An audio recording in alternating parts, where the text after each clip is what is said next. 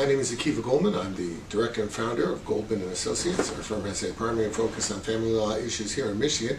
And today we continue our video series designed to educate and inform the public, so please subscribe to our channel. You know, every now and then we'll get clients of ours, or it could be new clients, who will say, my divorce is completed and my ex is threatening to file an appeal.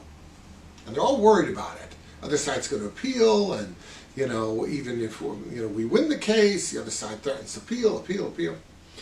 And they're all worried about that. Well, I want to give a context to the notion of appeal and what is appealable.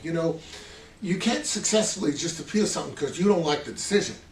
That's not it, okay? Those cases will surely not be subject to successful appeal. You can appeal certain errors of law. If the court made, certain errors of law, that is subject to appeal. If, for example, the court admitted into evidence something that it should not have admitted, or the other way around. If the court refused to consider evidence that was relevant and that should have been considered, that is something for which there might be successful appeal.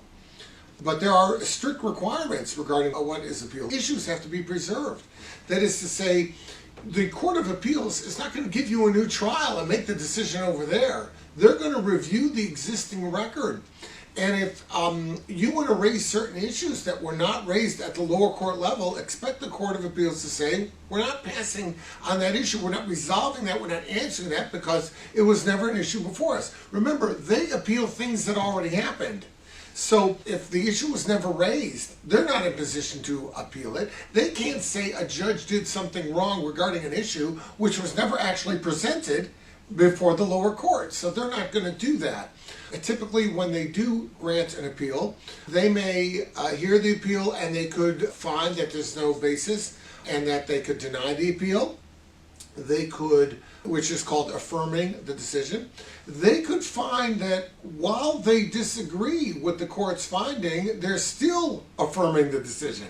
In other words, just because they might have done it differently if they were the jurist, doesn't necessarily mean it'll meet the threshold for reversal on appeal. The other option is they could find that the court committed error and they can reverse and remand for further proceedings.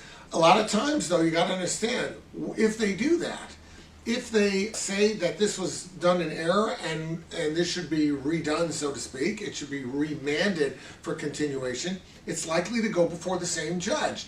Usually that's the process. It'll go before that judge, and that judge, under the mandate of the Court of Appeals, will have to consider that evidence, establish that record, do whatever they have to do. So if you want to appeal because you think you don't like the judge and the judge has it in for you, realize that even if you win that appeal, absent compelling facts, it's likely that it's going to go back before that very same judge. So you got to know that too. If you have any questions about that, reach out, and of course we'll be glad to help you out.